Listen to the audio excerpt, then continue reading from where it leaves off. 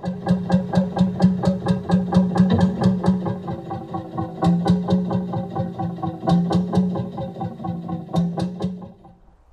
hi, my name is Andy Tidy and welcome back to another episode of Canal Hunter. This is the series in which I'm tracking down the old lost line between Newport Junction and Ironbridge on the River Severn. To start with, we are taking a trip down the old Newport Branch Canal, a canal built in 1844 and which existed for a mere 100 years. In the first episode of this series, we explored the line of the old locks all the way down from Newport Junction through Alton and on to Forton, which is where we are now. If you want to see a bit more about the background to this series, I suggest you pop back to episode 1 and I'll put a link to that at the end and you can just catch up. So for now, we're going to continue our journey of exploration of the Newport Branch Canal and we're going to make our way across towards Newport.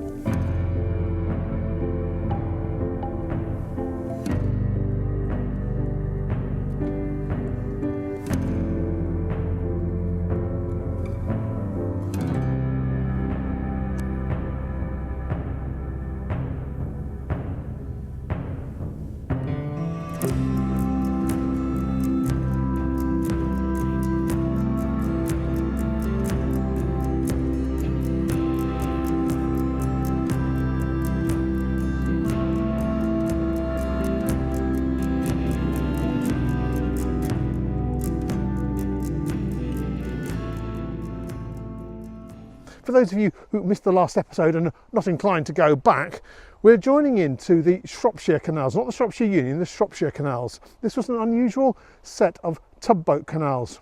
The canals looked normal, but they used little tiny boats that they put onto railway lines to pull them up the hills. It was because the hills were steep and there wasn't any water. But before we can get to the tugboat canals, we've got to continue down this connecting canal that runs for about 5 miles to Newport. I'm not really sure that the aerial photos along this section do the canal justice. You see, because it's in the countryside, the canal bed is all open and very clean. So whereas in this city you have rubble filling it up, here it's just empty. It's like it was emptied last week. Well, maybe last year. But the cleanliness of the channel that I'm walking down now isn't entirely by chance.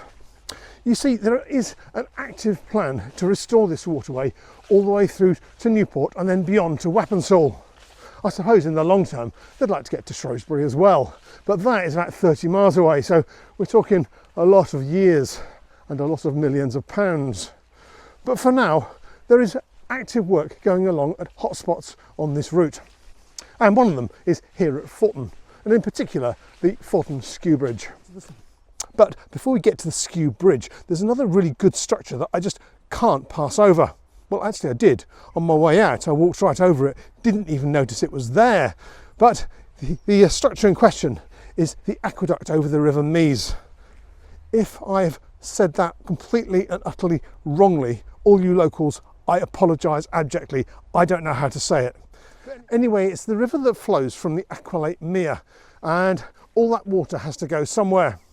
And the canal has to cross it, and it crosses it just here.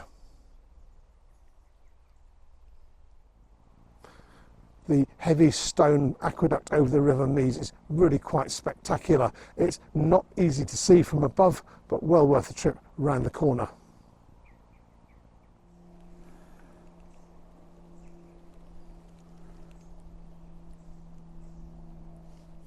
Well, behind me is the parapet of the Forton Skew Bridge. Skew simply means that the road comes across it at an angle. Now, I've been underneath it before and I will post some old photos. These days, the access seems to be well and truly sewn up. So frankly, there is no getting down to look at it. Now, to those of you who are very observant, I'm wearing the same clothes as the last episode. I do have a change of clothes. It just happens to be that I'm filming this on the same afternoon. but battery power is getting low, so we're using the cameras which still have some power remaining and plugging them into the car in between the different stops.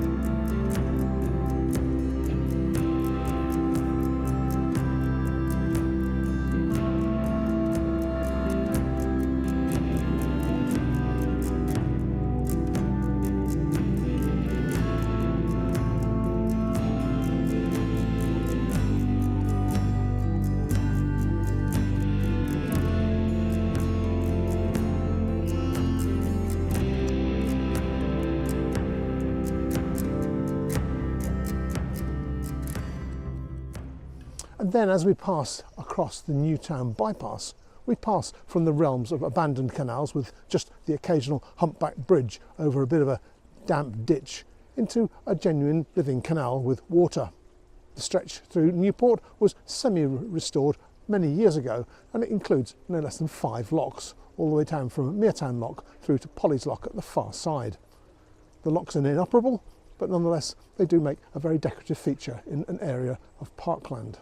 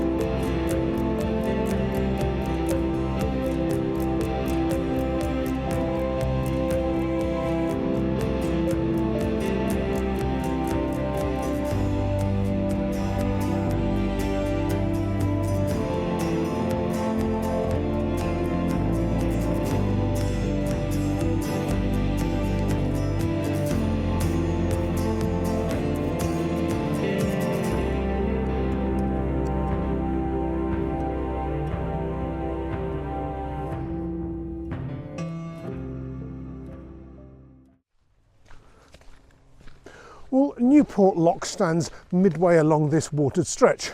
It's been beautifully restored, it has a nice loading basin beyond it and an old canal warehouse. The lock has even got gates on it, correctly numbered number 20.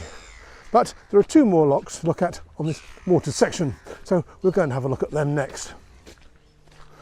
You know, as I was coming past Newport Lock, one of the local park keepers came up to me, kind of wanted to know what I was up to.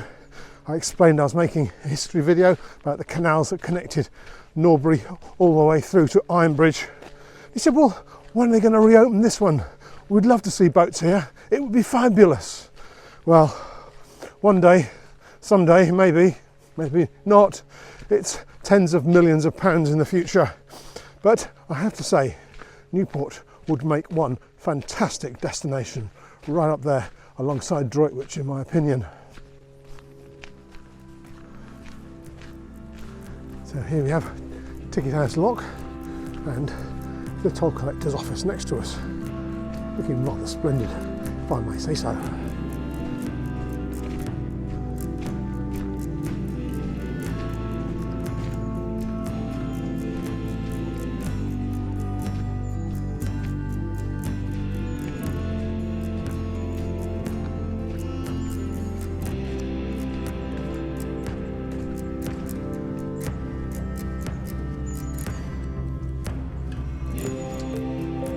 I bet you never knew that there were so many virtually complete locks just a couple of miles away from Norbury Junction.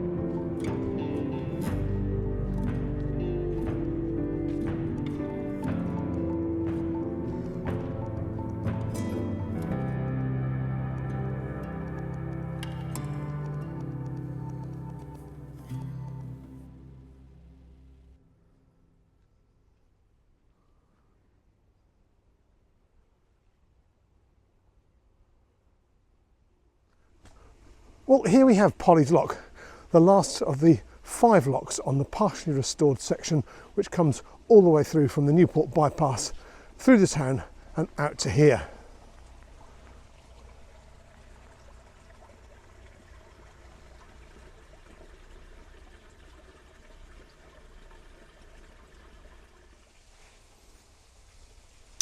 In terms of distance, we've probably covered about half the way from Norbury Junction, which is here, through to Edgemond here. All we've got to do now to finish off this branch canal is to move all the way down here to Wappensall Junction. And what a little treat we have in store for you there.